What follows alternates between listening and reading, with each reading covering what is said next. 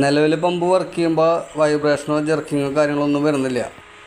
ഈ pump set ചെയ്തിട്ട് വേറെ എന്തെങ്കിലും കംപ്ലൈൻറ്റോ കാര്യങ്ങളോ ഉണ്ടായിട്ടുള്ളവരെ ജസ്റ്റ് ഒന്ന് കമൻറ്റ് ചെയ്യുക. അറിയാത്തവർക്ക് ഇത് ഉപകാരമായി തീരും.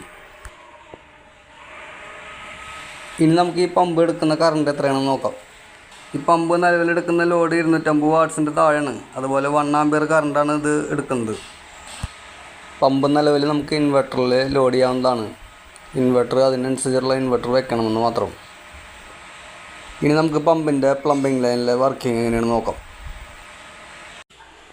ഈ ബാത്റൂമിൽ ഗ്രോഹ സ്പാ സീരീസിൽ വരുന്ന ഫിറ്റിങ്സുകളാണ് വെച്ചിട്ടുള്ളത്. ഇതിൻ്റെ ഫുൾ വീഡിയോ നമ്മൾ ഇടുന്നുണ്ട്. ഷവർ ഏരിയയിൽ ഗ്ലാസ് പാർട്ടീഷൻ വരുന്നുണ്ട്. അതിൻ്റെ വർക്ക് കഴിഞ്ഞിട്ടില്ല. നമുക്ക് ഈ ബാത്റൂമിലത്തെ ഹെഡ് ഷവറും അതുപോലെ ടെലിഫോൺ ഷവറും ഒന്ന് ചെക്ക് ചെയ്ത് നോക്കാം.